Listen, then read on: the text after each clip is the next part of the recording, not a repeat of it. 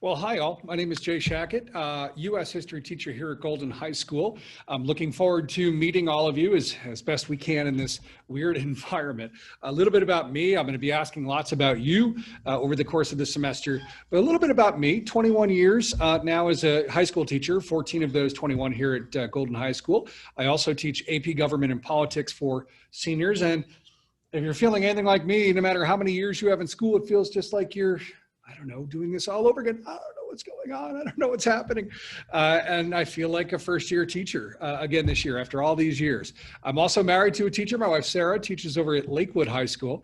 And I'm the proud dad of two Jeffco Elementary students as well. Lily, who's 8, going into 3rd grade, and Maggie, who's 6, going into 1st grade. And we had a good summer. We were really blessed. We had a pretty normal summer as we camped about everywhere we could possibly camp, having fun summer adventures.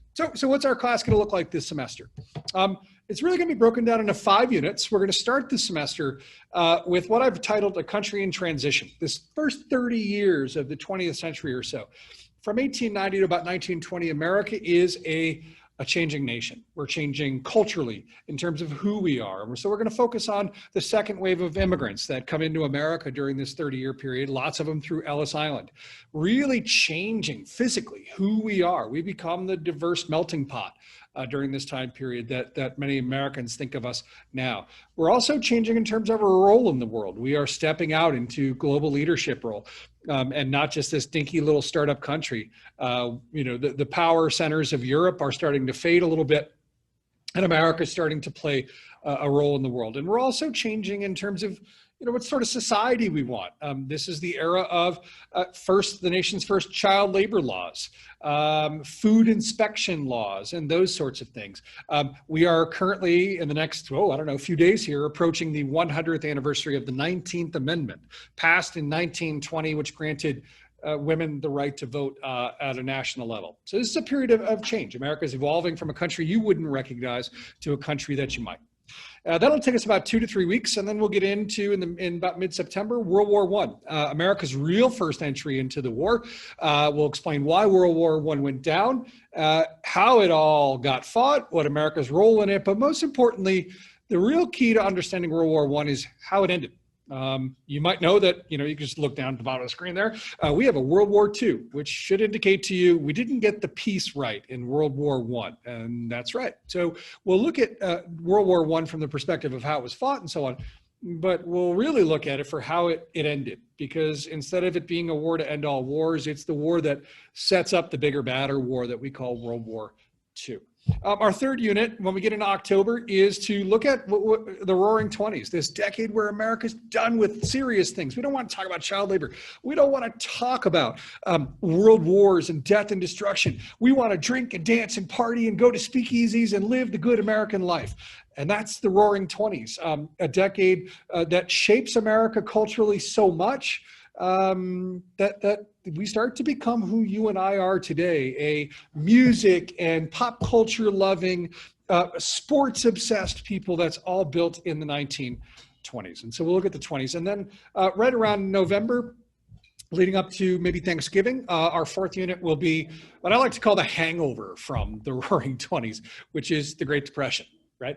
For every action, there's an equal opposite reaction, and the Great Depression is really the hangover of the 1920s, and we'll look at how Americans are living economically and culturally, how we're trying to survive. Actually, you might find a lot of connections to what we're all going through now, not just economically, but man, I mean, the Great Depression, that word depression is an economics term, but it also describes an America that's in a funk for 4, 5, 6 years as we all together collectively navigate this, shared almost hell that we call the Great Depression.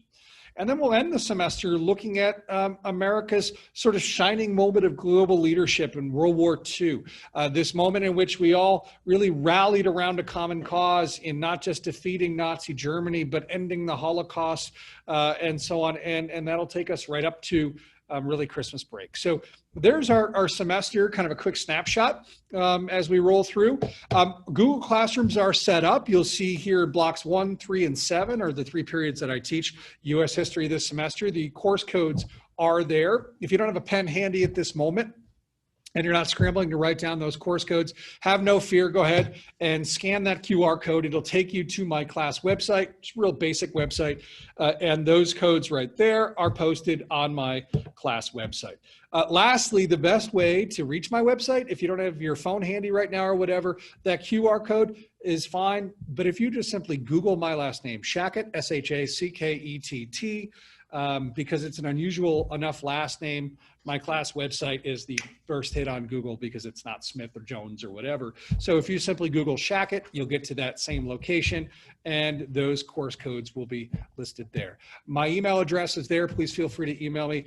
Listen, I think the biggest message I have as we start the 2021 school year is none of us have done this before, and we're going to need lots of space and grace with each other. This isn't the same course I would have taught last year. I think all of us are learning how to reinvent everything.